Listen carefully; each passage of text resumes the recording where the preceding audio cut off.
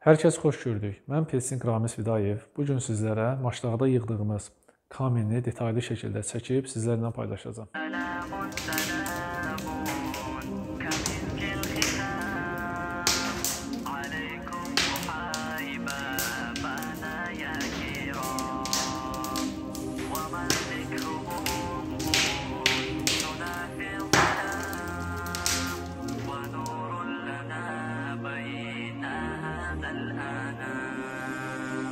سلام سلام كمسك الختام عليكم أحيي بابنا يا كرام. Kaminimiz təyinatı 100 kvadrat yeri qızdıra bilmək üçün nəzərdə tutulub. Arkalı modelli, hər bir detalı aqnepor daşdan yonulub. Heç bir detal hazır deyil. Hamısı gördüyünüz, hamısı əl işidir. Lagonda ilə yonulub bu formaya salınıb və kaminin baza sistemi hər bir şeyi detallı şəkildə kitabına uyğun yığılıb.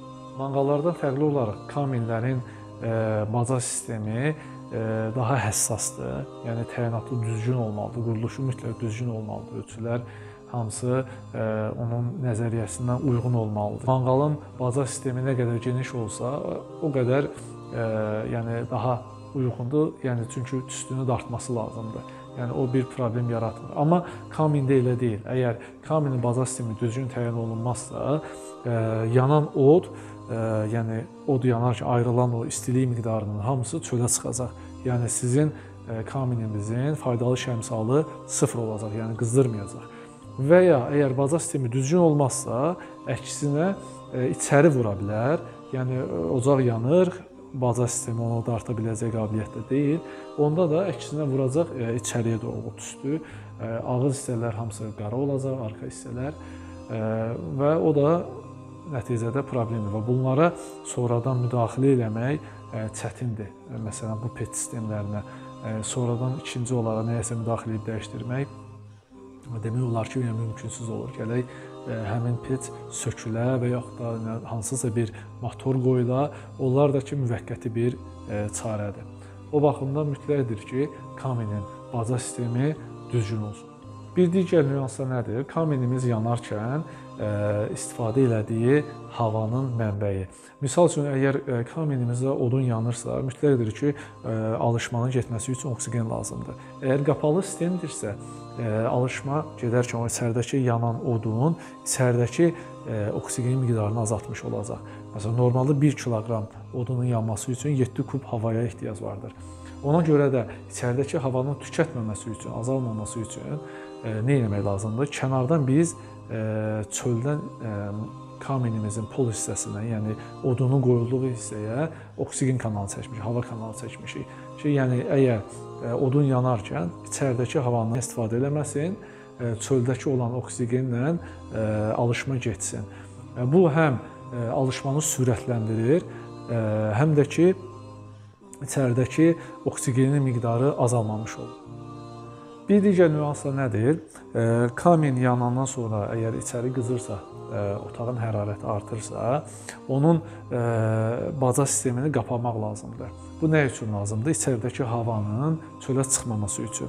Onun üçün biz zaslonka qoymuşuq. Çəkdikdə kamin baza sistemi təmiz bağlanmış olur və içəridəki istilik çölə çıxmamış olur. Kaminimizin aşağı hissəsində biz odunluq yerdə qoymuşuq. Yəni kaminimiz tam olaraq yerdən deyil, yəni odun üstündə yer nəzərdə tutmuşuq. Bu yuxarı hissəsində isə küllük yeridir. Kül töküldükdə, yəni bu qutunun içinə, yeşiyin içinə şöyle götürüb atmışsınız. Yəni istifadəçi rahatlığı üçün yəni bu detalların da olmasına nəzərə almışıq.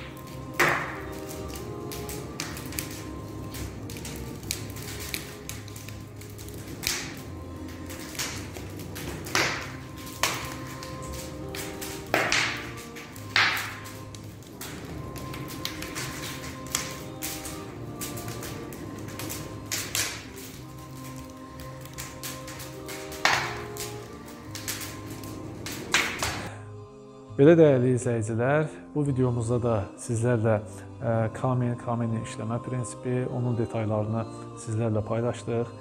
Bu və buna bənzər digər videolarımızı da çəkib sizlərlə paylaşacağıq. Bizləri təqib etmək istəyirsinizsə, səhifəmizi bəyənib abunə olmağı unutmayaq. Abunə olan arkadaşlara öncədən təşəkkür edirik. Sağ olun, salamat qalın.